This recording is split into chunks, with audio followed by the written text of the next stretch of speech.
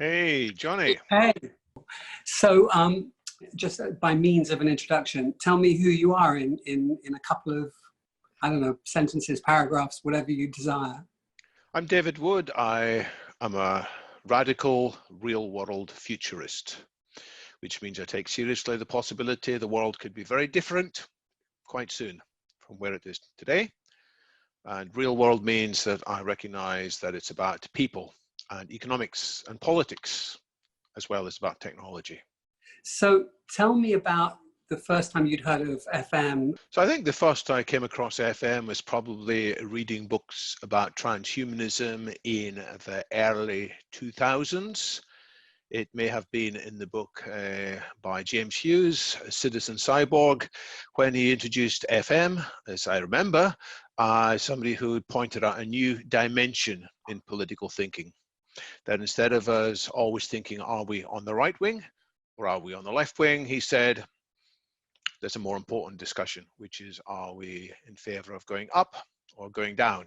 In other words, are we going to embrace the possibilities of transformation that technology gives us, literally going up into space, but metaphorically going up to a higher level of evolution? And that was a real eye-opener for me. That, I think, was the first I was aware of the works of FM 2030. As you read that, I mean, what did that mean for you? And I guess there's this sort of distinction in terms of optimism, because a lot of people think about it a little bit differently than perhaps you or FM think about it, given that piece of new political thinking, or at least a different way of looking at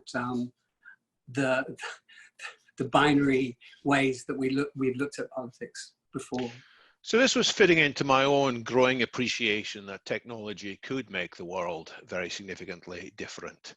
I'd spent already by that time more than 15 years in the mobile phone and smartphone business. So I realized that technology was offering many new possibilities, but more widely I'd come to appreciate that other aspects of technology, such as nanotechnology, biotechnology, brain technology, sometimes called cognotech, and of course next generations of information technology, that it could mean a very different set of possibilities for us humans. And the political angle was to point out that actually politicians are focused often on the problems of the past. Important as these problems were, and they still are important in many ways, but they were missing out on a bigger, more important discussion. Are we going to waken up to that possibility that we don't need to live the same as we have done in the past? In particular, the possibility of significantly longer lifespans. I wasn't sure if I bought into the idea of immortality, but I was aware that the biblical 70 years and 10 was by no means a fundamental limit on what was possible for humans. So that inspired me, but it also made me realize that the political discussion was distracted and outdated. So where does that leave us today? Before we launch into the film, I mean, it's eye-opening and it's inspiring, yet, you know, as I think you said, I think you talked about the realism. I mean, particularly about where we are now. I mean, obviously we've seen some of the limitations, not just limitations, almost, well, we'll call it limitations of political parties and political responses to where we are today. But tell me about the pragmatist in you versus the you that sort of sees this better future somewhere down the road. So technology can make us stronger and it can make us smarter, but it doesn't guarantee that we're going to use our greater strength and our greater intelligence for truly good purposes. After all, many of the nastiest people of the world, whether they are criminals or politicians, they are physically strong and intellectually very smart. And we have to realize also that people may end up using technology for purposes that turn out to be bad. They didn't intend to have the bad purposes. So the way that we are filling up the atmosphere with greenhouse gases, people didn't set off to do that, but unintentionally that has happened, and we risk having an even bigger impact on the planet than the COVID crisis, if such a thing can be considered. So technology by itself is neither good nor bad. Sometimes people say it's neutral, but it's not even that. It can be used, and it likely will be used if we're not careful, for detrimental purposes like government surveillance or corporate surveillance. So FM, as I understand it, wanted to highlight the fact that if we truly wake up to these possibilities, then we should be able to speak up and say, let's ensure that we are using this for elevating humanity rather than for somehow suppressing humanity more than ever before. So he stands out as, don't want to say utopianist, but somebody with a very positive and open view towards the future. And I know his thinking has indirectly inspired many others, even though these other people often can't trace their thinking consciously step by step back to FM 2030. So he influenced the whole extropian movement. He influenced many others by his writing, and that has helped to shape the whole radical futurist, the transhumanist spectrum today. So, yeah, well, number one, thank you, because you were an early supporter. I don't support is the right frame, but certainly somebody who was encouraging when I met you a couple of years ago in terms of my endeavor. And then you saw it and obviously came out and supported us when we were at various film festivals, etc. So you saw the cut early, and I never got to ask you, like, what did it speak to you? What was it? Was it what you expected? Was it different? And I, you know, because I even spoke to you, I think, prior to us. So you had some background, so it wasn't a completely fresh sort of look at what we were doing, but I'm sure it was different than perhaps you'd expected. So tell me about. So a good movie should defy people's expectations, and that certainly was my experience. And I had vague ideas what the film might be about, and several times the film changed direction. I thought, what's going on here? And it engages you. It makes you want to understand more, and you have to figure out, well, what's real and what is some imagined future scenario with the time scale being compressed. And so it's more than a documentary. It's more than just a statement of what might be possible. It's a very clever juxtaposition of several different types of movie making. And so I was left with my head spinning, in a sense. And of course, don't want to give too much away about the ending, but the ending leaves many questions in people's minds. And because I knew quite a lot about the subject, and I figured out some of the answers almost straight away, but many other people will be left in a very good state after a film which is wanting to find out more, eager to do their own research, eager to say, well, if this hasn't happened, why not? If this hasn't happened yet, when will it happen? And so in all of these aspects, the film succeeded very well, in my view.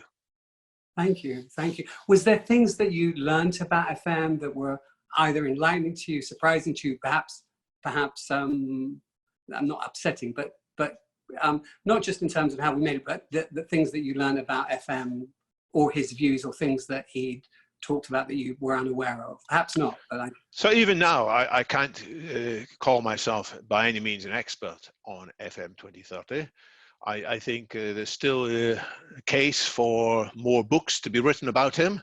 He is underserved in terms of serious, wide public recognition of what he has done. The film has a lot of archive footage of yourself and your family when you were much younger. I had no idea about these things. I saw that FM had a variety of circles in which he moved, so he's not just a one-dimensional person. I knew a little bit about his sporting activities from before. I believe he was an Olympic athlete for a while. So, but the film emphasized he's truly a Renaissance person in the sense of defining simple characterization. And to that extent, he can serve, at least in some aspects, as a role model for all of us. Not that all aspects of his life probably were exemplary, just as all aspects of my life and your life probably aren't exemplary. But there's a great deal there that will challenge people to think, maybe we can live life bigger and more fully as a result of seeing what FM 2030 was doing. For sure.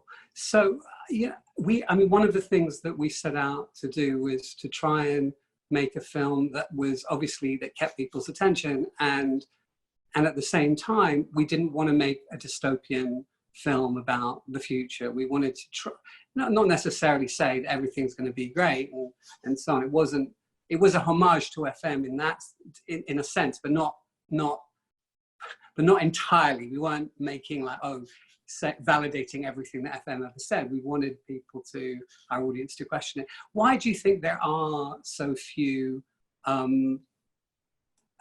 I don't want to call it a utopian film either, but certainly non-dystopian films about the future? There are one or two that are quite attractive. So I remember the film Cocoon, which showed elderly people being rejuvenated. And some critics have said it's a little bit saccharine, but they've at the same time also said it's actually quite uplifting. So there are some films that show in a positive light what technology can do. On the other hand, drama involves tension. Your own film has some tension too. There are various people in it, and the viewer thinks to themselves, what's this person's motivation? Are they on FM 2030 side, or have they got other financial motivation or some jealousy or whatever? So even there are some creative elements, tensions, and that is how most films work. Well, I think we in the futurist community have got to work harder to clarify more realistically how these positive visions could unfold. It won't be a world in which there are no tensions anymore. I don't believe that is our future. There will still be challenges. There will still be dramas in the time to come. Even once technology has conquered things like aging and ignorance and our power trips and egomania, once these things are in our past, once we have solved some of our emotional unintelligence, once we have learned to cope with depression and pride and envy and all of that, there still will be challenges and great trauma ahead, but it will not be of the soul destroying type. It will not be of the type that plunges so many people into states of stress which they cannot cope with. So it'll be like a really good game of sport.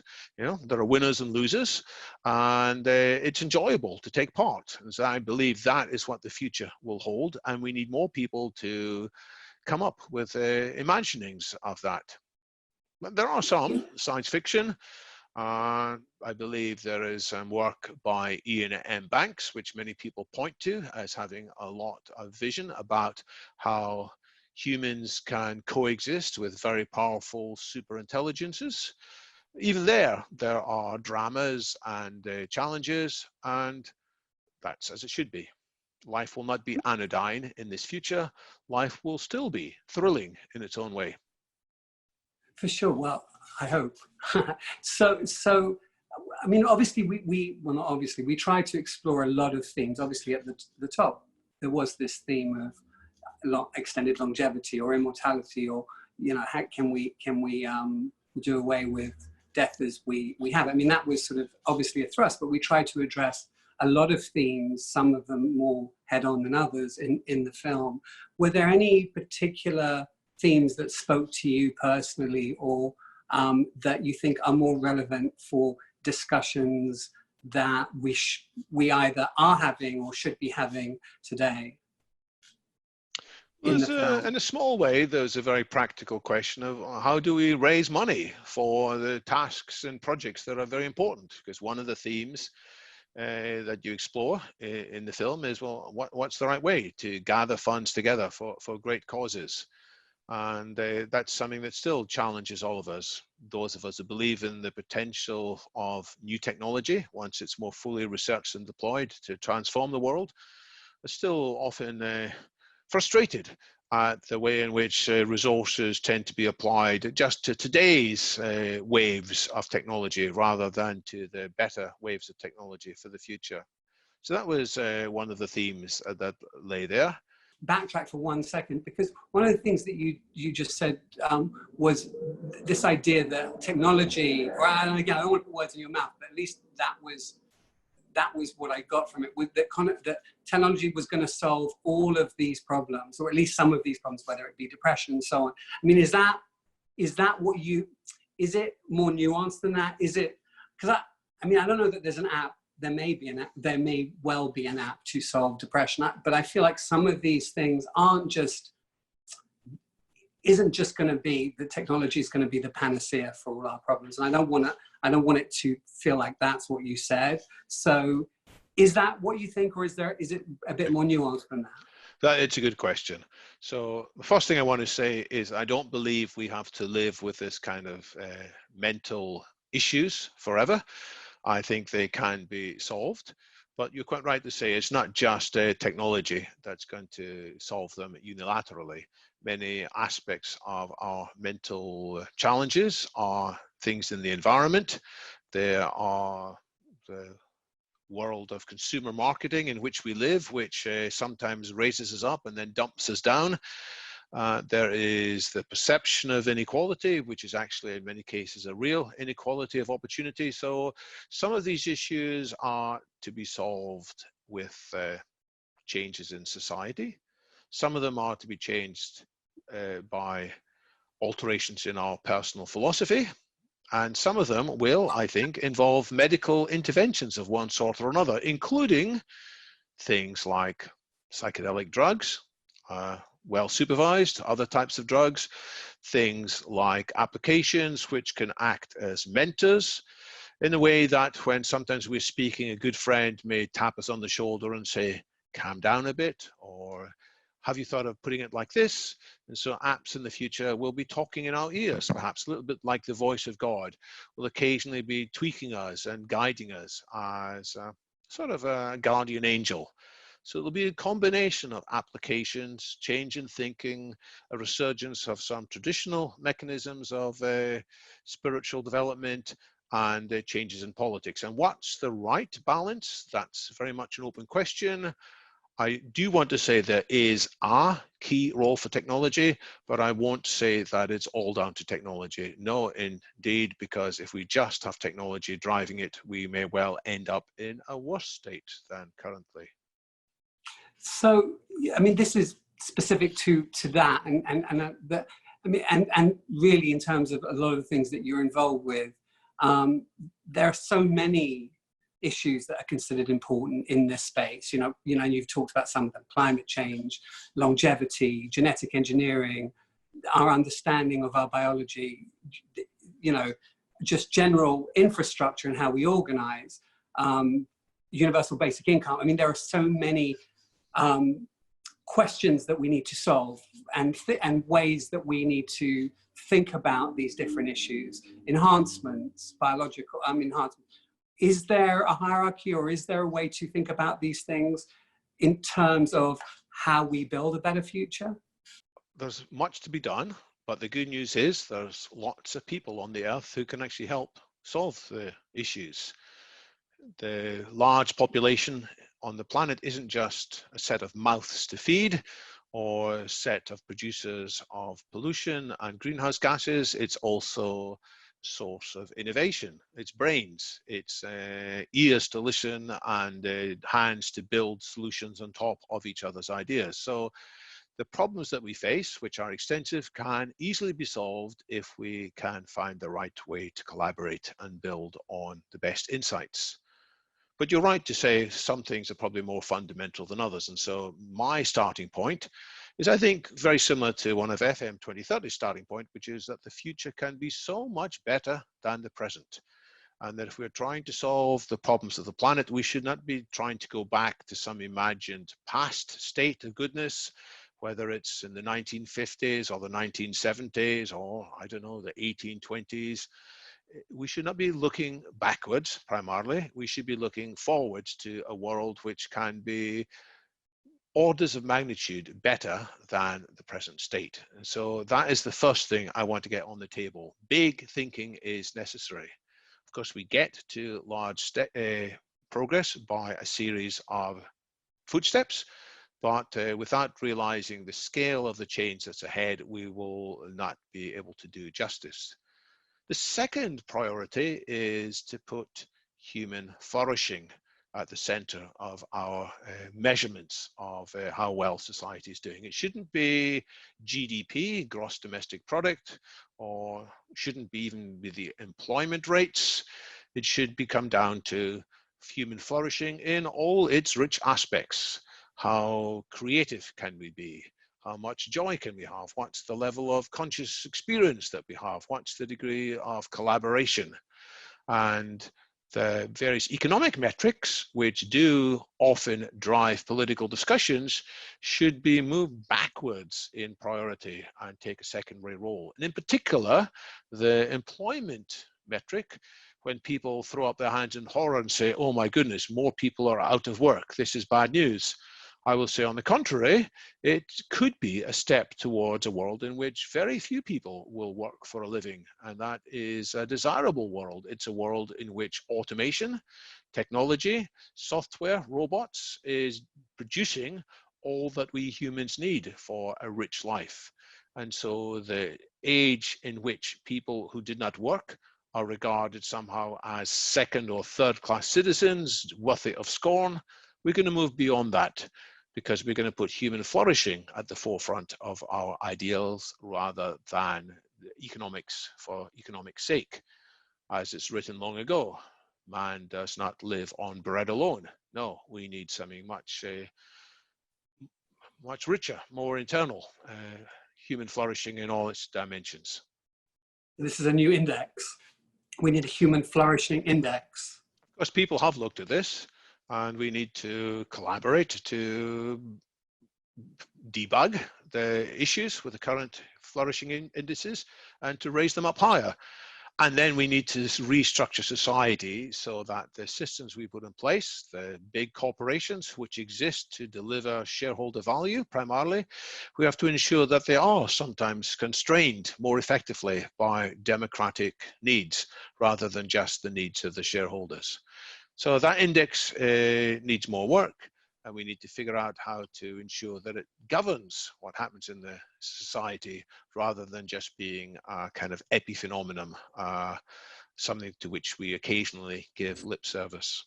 So we're in a weird, strange time. We're in the middle of a global pandemic, and so, you know, I've certainly experienced some flack around this film about a futuristic, about one of the first people who had a very optimistic view of the future, who was a futurist. So how do you respond to people who you speak to that and espouse this optimistic, or at least a better future in this particular time period where the world, or at least a lot of the world, is shut down and having to cope with a pandemic?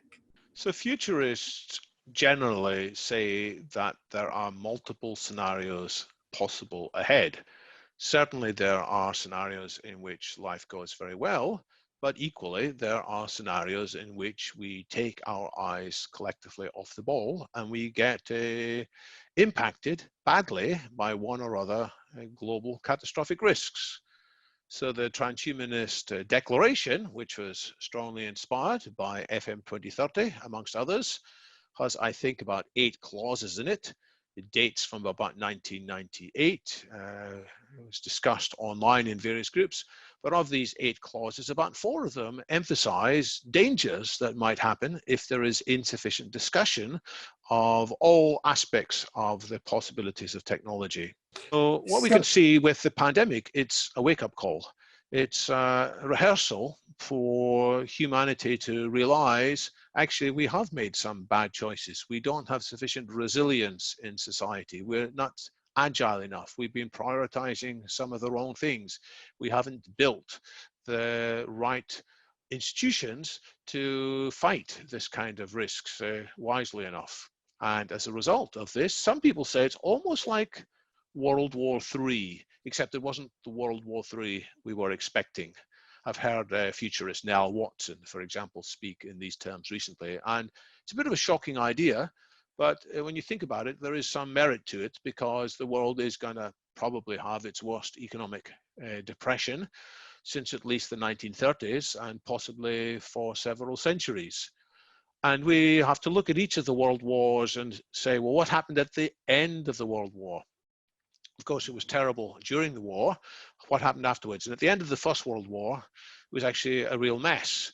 The countries imposed punitive restrictions on each other, lots of financial penalties, and there was some initiative to create a League of Nations, but it was half-hearted and didn't really work. After the Second World War, things in many ways were better.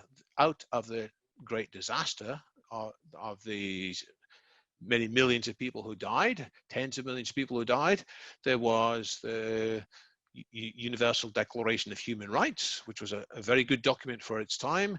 There were international institutions such as the IMF, the World Bank, and there were investments in the so-called Marshall Plan, in which the defeated countries were no longer subject to punitive reparations. They were actually economically helped by the victors. So now, as we come out in due course of this other lockdown and coronavirus crisis, we have to decide, how are we going to act? Are we going to try and punish countries and leaders who made mistakes, or are we going to put in place structures, principles, processes, perhaps a new declaration of rights, which will stand as well for the 21st century?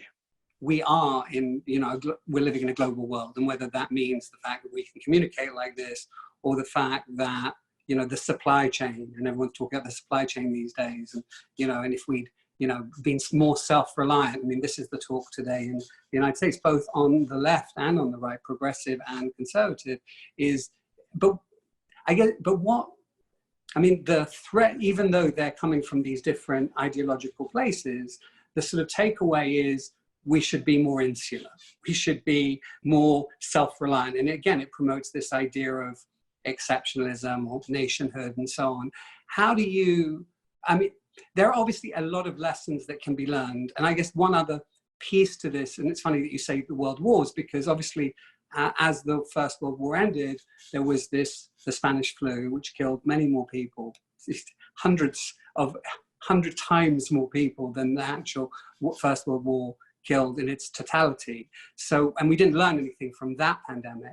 So I have thoughts about this. I think optimistic or semi-optimistic or thoughts around this. What makes you so sure that we're going to learn well, I'm not saying that you're social, but what I imagine that you hope, like me, that we're going to learn the right lessons as opposed to the wrong lessons, which some of the ones are being talked about, which is, I think, becoming more insular or more, and maybe there's a thread that sort of takes the self-resilience, but also expands it in terms of the world in which we live. I don't know. So what are your thoughts around this? Great questions. And one of the mistakes, as it were, and coming out of the Spanish flu was that nobody talked about the Spanish flu. It was sort of covered up in many parts of the world. It was viewed to be demoralizing. And so people were aware that it had happened, but it was not written into history books. There were no flu poets as there were war poets. There was no great protest movements against the flu as there were protest movements against the war. It was sort of removed from the public awareness. Hence now people are so shocked that it killed, people say about 100 million in some estimates, which was, as you say, quite a lot more than the actual First World War conflict had killed. So it was a mistake to cover it all up, and we should have learned from our failures. After all, that's one of the great messages of businesses of all sorts, and indeed of life. Don't run away from your failures. Don't cover them up. Figure out how you can fail smart, fail forwards, and see what needs to be done differently. And if you don't look at it carefully enough, if you try and hide it away, you likely will draw the wrong lessons. And you were very interesting when you said that there is some movement towards self-reliance and some movement towards insularity, some movement towards putting up more borders. Well, I think we can have more self-reliance, but we should not have more insularity. We should keep communicating. We should realize that we can solve problems better together than trying to all solve them individually. Many of the problems we face as a planet and many of the opportunities can only be addressed by global action rather than each country trying to work it out by themselves. So self-reliance means that when there are shocks, then localities are still able to continue. So it does make sense to bring some manufacturing locally, which can be done, by the way, by automation more. So instead of relying on human workers on the other side of the planet, countries will be able to rely more on automation locally. So figuring out what are the real lessons is going to require an open discussion. It's going to require transparency. It's going to force us to move away from blaming and tribalism. It's going to demand the best of us. And if we don't let these better aspects of our nature come to the fore in this discussion, we may well learn the wrong lessons. And it may be like the First World War over again, in which the current crisis sets the seeds, sadly, for an even worse crisis to come. I mean, I assume that you believe that there's enough voices that we're going to learn the right lessons. And my thought is that as much as it is going to be really tough, it's particularly because this recession is going to be, I believe, going to be, you know, terrible for a lot of people, everybody really, but for certainly people who've been marginalized and there isn't well, for a whole bunch of reasons, there's a lot of people who are going to really suffer. But my thought is that we are going to learn the right lessons. What voices or things have you heard or seen of late that allows you to feel like we are going to learn the correct lessons rather than the wrong lessons, as we have done with various things through our history? Well, I still can't take anything for granted. I think the current situation could get a lot worse. It could get a lot worse if the virus spreads more widely and completely overruns the health systems, which so far have been overstretched in some parts of the world, but not yet widely. So it could get worse in that aspect. It could also get worse if some politicians try to deflect blame for their mishandling or perceived mishandling and indulge in overseas adventuring. That has often been the case in the past. So you can imagine there might be, I don't know, a power vacuum in North Korea. If it turns out that there is some trouble with the regime there, it might be a conflict with Iran. There could be some other part of the world where things go unexpectedly, and then various political leaders who are unstable or uncomfortable might lash out, and we might plunge the world into an even worse state of chaos than at the moment. So I can't take it for granted, but here's what I like about your question. You're asking what are the positive signs we can look at. Well, we have many governments which are actually behaving quite well in the process. I particularly like what's happening in New Zealand. I like what's happened in Taiwan and Vietnam and South Korea. They're strong democracies, by the way, with vibrant, especially in South Korea and New Zealand and Taiwan, there's a strong tradition of multi-party states. So they have managed to listen to science. They have managed to coordinate big social response. There are many countries in Europe that have done better than others. I look at what Greece has done. I look at what's happening in Austria and the Czech Republic. In various ways, they have handled the situation pretty well. Germany has had more deaths, but has also handled things quite well. So there is a variety of countries where, although things are bad, they're not as bad as elsewhere. And in these countries, there is still broadly a positive, constructive public dialogue rather than which is in some other parts of the world getting in the way of some honest, constructive discussion. Is there any particular, I mean, what's interesting, one of the things that kind of makes me smile is, well, the fact all the sort of I mean, because FM had its own verbiage, and it was, but his second book was all about this, was teleeducation, telecommunication, telemedicine, and it's taken a global pandemic to put those things at the forefront when really all those things have been available for quite some time. But it does make me laugh that in some ways, you know, his prediction that this was going to be so commonplace in terms of how we educate our children, or we educate ourselves, but also how we approach medicine. Are there any other, but it's taken a global pandemic to make that an emphasis. Are there other things that, whether it was FM or other things that people were proposing or thinking that they would become mainstream, that, number one, would have been more helpful in this current situation, or in situations that we can imagine might happen that you think we've sort of overlooked? Well, we touched on the idea already of universal basic income, which for many people just seemed a utopian fantasy. But last week, I think in Britain, 100 politicians from almost every opposition party came together to ask for a recovery universal basic income. So this idea has moved much more into the mainstream. Andrew Yang, the Democratic candidate for a while for president, did a lot to popularize this idea, but it has been this crisis which has led more people to realize maybe the way the social contract is set up is no longer truly fit for purpose. Maybe we shouldn't be encouraging everybody to go out and work as quickly as possible.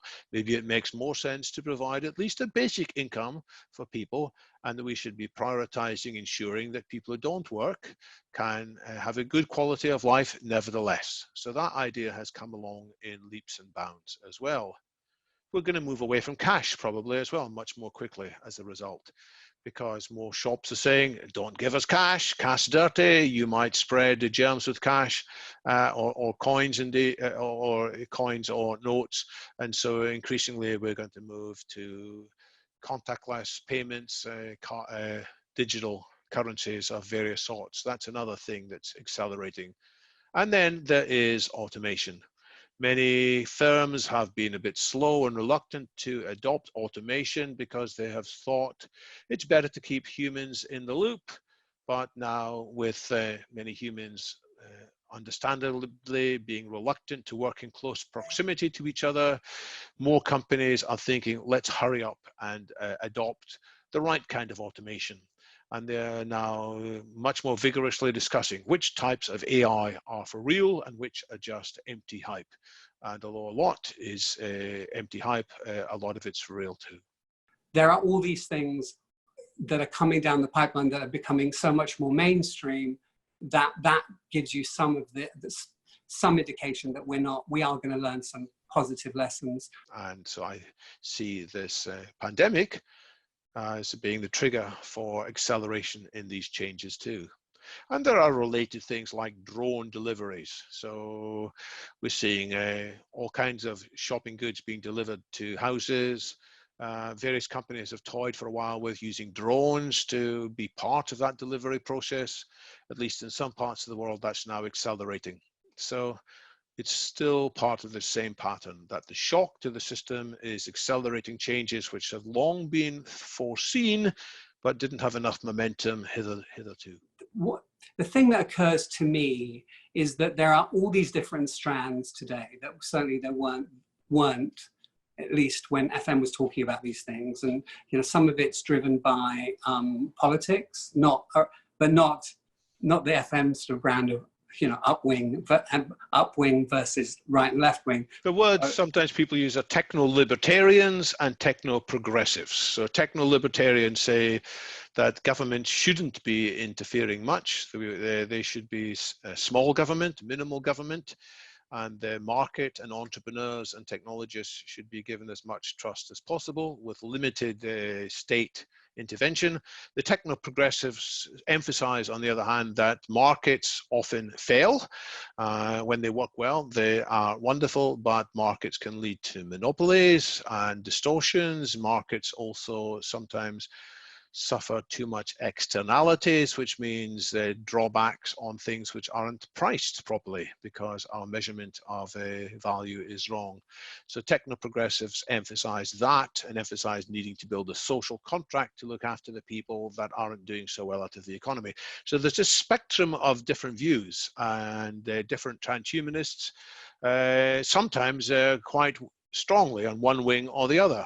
And I'm in favor of having as much of a conversation as possible, because we need to catch the insights of people from multiple perspectives.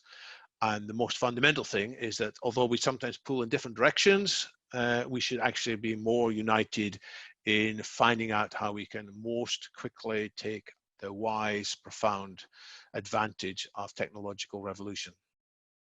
Yeah, no, and I think that's probably the way to go. I guess the question around that was, and it always makes me laugh because I'm reminded of the great film, The Life of Brian, where we've got the People's Front of Judea, and because you've got so many things right now, whether it's extropians or, as you say, you put them into these two things. But you know, I've heard so many different both brands, and a lot of it makes a lot of noise, but I'm not sure that it does what you want it to do, which is to enhance these conversations. So within a way, the popularity of some of these ideas, there have been these multiple, as you've just expressed. So your view is that the more voices, the better, despite the fact some of these voices are seemingly, I don't want to say vitriolic, but maybe that is the right word. Well, there are vitriolic transhumanists. There are transhumanists who adopt the ideology, but we are all still humans, and sometimes our inner demons dominate us too much, and we become too precious, too self-centered. We go on our little power trips. That's who we are, until we can learn to transcend it. And so I'm not in favor of all the variety and divisiveness, but we need to learn how to disagree without being disagreeable.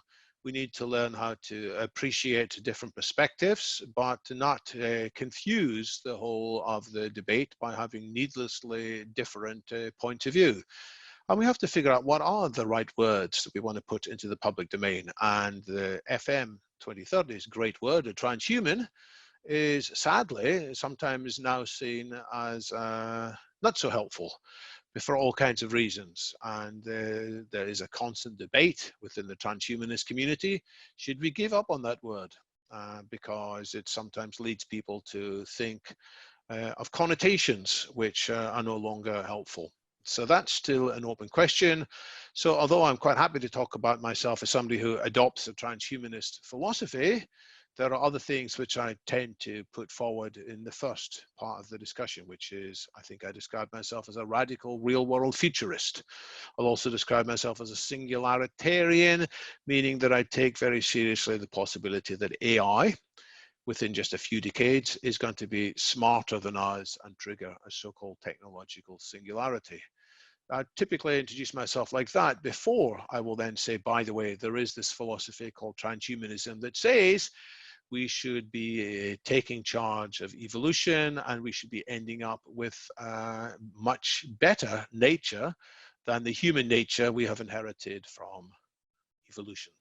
What is, just give me sort of a sense of some of the other voices and how they either dovetail into this sort of transhumanist belief or how they're different, just for my own edification. Really. Sure. So H+ is a word that the transhumanist community has used for a long time, just meaning human, but somehow enhanced. The plus means enhanced or a next stage. And the World Transhumanist Association, about 10 years ago now, maybe a bit longer actually, wondered whether the theme transhumanist was not quite right. And after a branding exercise, they adopted the name Humanity Plus, which is like H+, but spelt out a bit more. So when you hear about Humanity Plus, it's the organization which was born as the World Transhumanist Association. And the view is that's a friendlier, a less shocking word than transhumanist for many. So that's where that word comes in. Extropia was the philosophy that It's opposite of entropy. So extropy, entropy, you can sort of see the two words there. Entropy is something that happens in life. It is things tend to decay, something called the second law of thermodynamics. If you start off with something neat and tidy and you shake it up, it doesn't get neater and tidier. On the whole, it tends to get more messed up. So you've got to go around and clean. So life, however, has the ability to fight against entropy. I'm sorry. And so the transhumanists said, well, this is a nice motto. It was Max More and Tom Morrow who decided that they would form a movement called the extropy movement, which was a good name because it emphasized a way in which they said we can fight against the tendency of the world to decay. They said we can go against decay. So that's where that word came.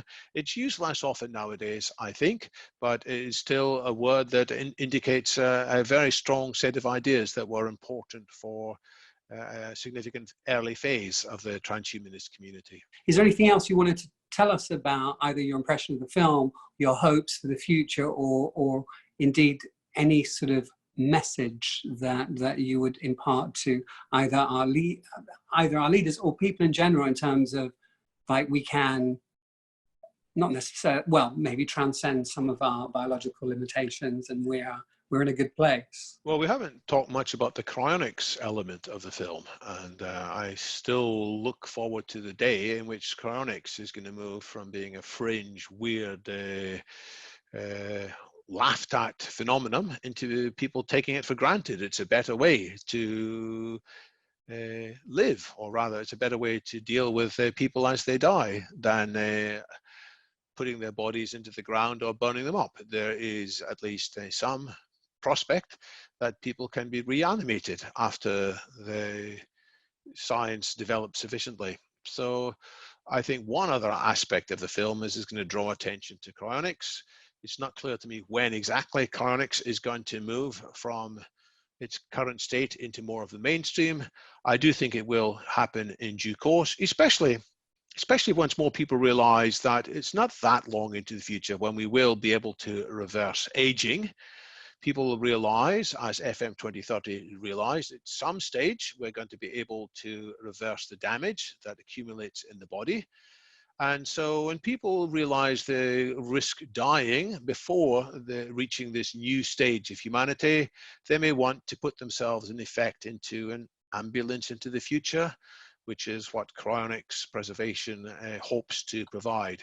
So another aspect of your film is it's going to lead at least some people to go and do some research in cryonics and realize actually there's a lot more to the possibilities of cryonics than you would sometimes pick up when you hear it being dismissed out of hand unfairly by some critics. So that's another positive aspect of your film, and I commend you for that as well.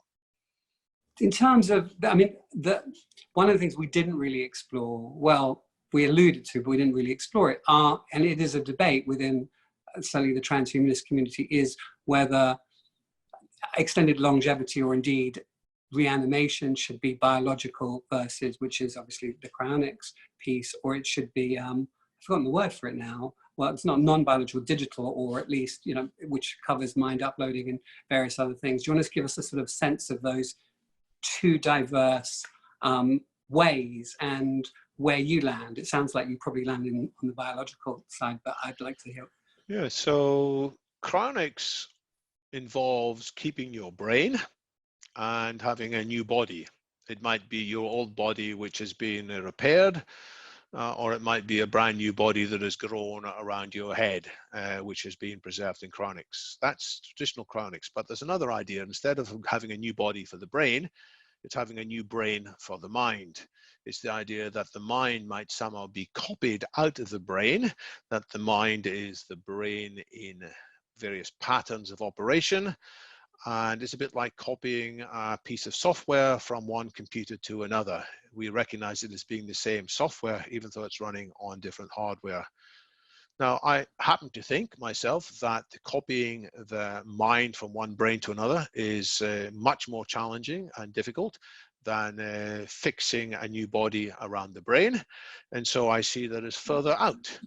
nonetheless convinced myself that it would actually be me if I were copied into, my mind was copied into another body.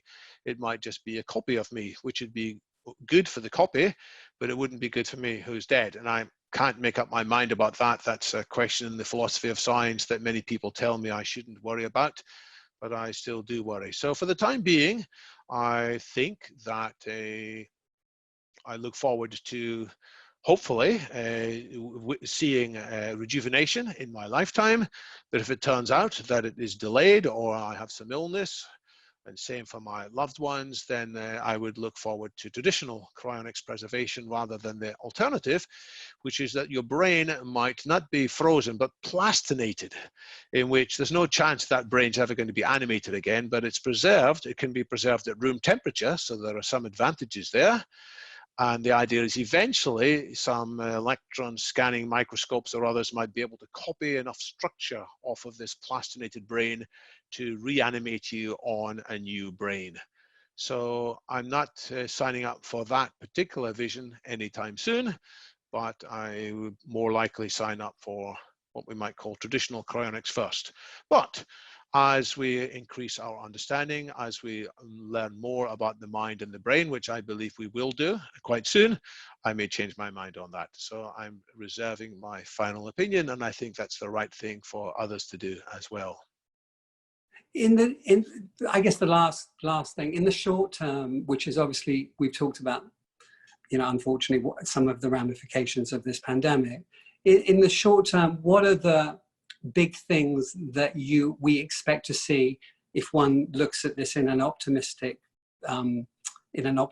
way, in terms of what are some of the things that you think as a futurist that we will achieve as not just as a result of this pandemic, but just in terms of things that are coming online that will bring us closer to FM's vision of 2030, or indeed your vision of the future?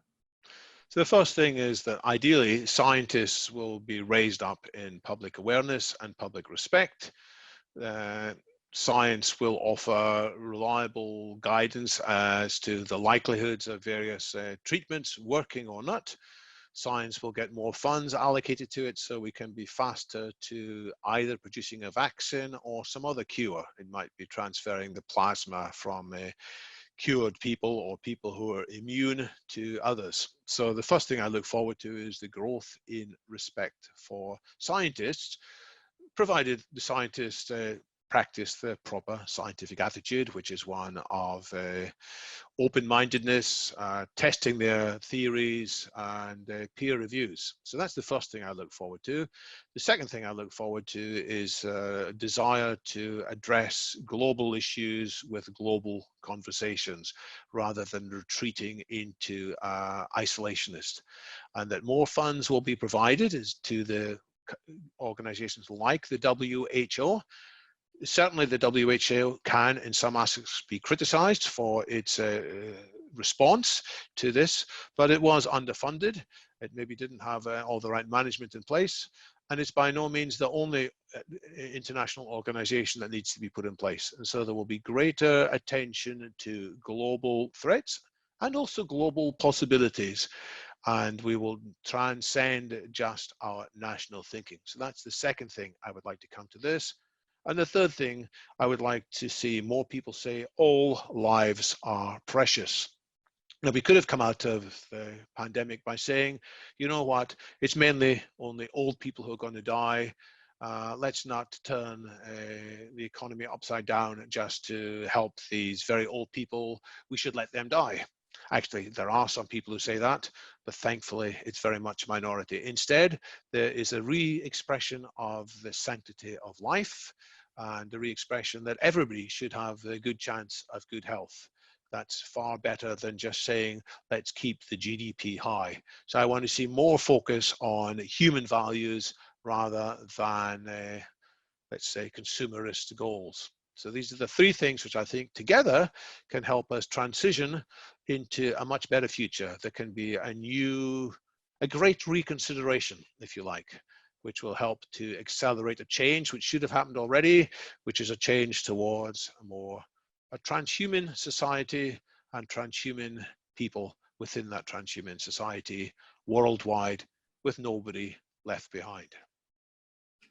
I was going to say amen, but it seems a bit anachronistic. But yes, here. I hope so, definitely. I think amen means so be it. So that's no direct religious implications of that particular word. I know, but there's a connotation anyway. But yes, so be it. So that's amen, I will say to that. Thank you so much. I really do appreciate your time and doing this. And thank you. And we'll stay in touch, hopefully. And hopefully you can, hopefully all these things are going to happen. Or at least some of them, in the good ones. Hopefully. We'll make them happen. It's down to us, you and me and everyone else.